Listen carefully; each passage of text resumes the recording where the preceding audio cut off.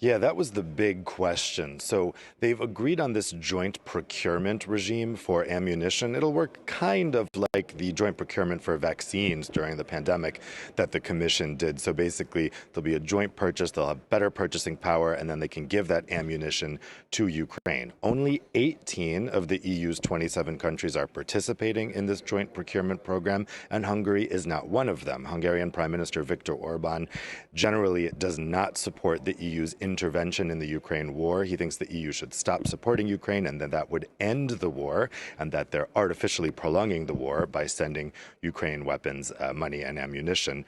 And so the big question yesterday was whether he would block this program, even though he's not even participating in it. In the end, he did not. But however, I'm told he really made his opinions about the EU's intervention in the war quite clear yesterday. And even on social media, he was posting "no war," which, if you translate that into Orban regime language, that means no support to Ukraine because that prolongs the war. In any event, that went ahead, so that joint procurement will happen with those 18 countries. It's possible other countries may join in. The 9 countries not participating are a mix of skeptical countries like Hungary, but also it's mostly neutral countries like Ireland and Austria, whose constitutions forbid them from getting involved in military affairs. However, they say they will help Ukraine in other ways. President Zelensky addressed the EU leaders yesterday saying that he needs these deliveries sped up. And so that's the idea of this joint procurement, that it gives the EU more leverage, more buying power, so they can get those purchases done faster, cheaper, and more efficiently. I can see cameras starting to gear up and the photographer starting to line up his lens behind you. It looks like a leader might be arriving soon. Dave, the other issue that seems to be coming from this summit, Ursula von der Leyen, the Commission President, saying that there are up to 16,000 children deported from Ukraine to Russia, which Kyiv says they're being indoctrinated by Russia. She wants an international summit to get to the bottom of where they are.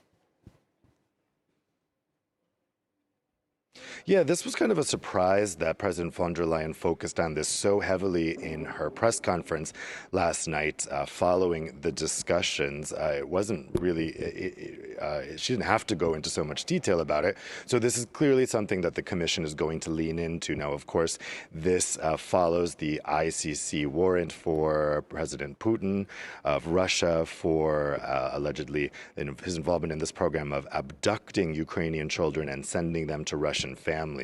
So she went into quite a bit of detail about this, saying that there are substantiated reports that this is happening and that children are being sent to Russian foster families. And she doesn't seem content to just be supporting the ICC's warrant. After all, Russia is not a member and doesn't have any obligation to send over President Putin, nor does it seem likely that any country that he would visit would arrest him and turn him over. So she was really signaling last night that the EU intends to go further on this child abduction issue.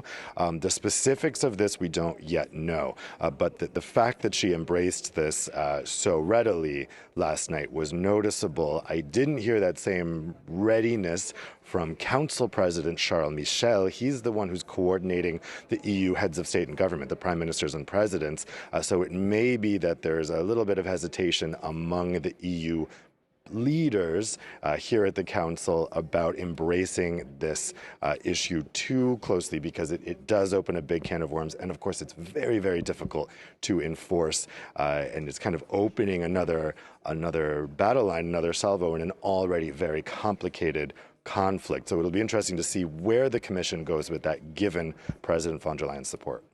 Dave Keating, thank you. Dave Keating, our Brussels correspondent ahead of day 2 of EU leaders' talks. Now to the US.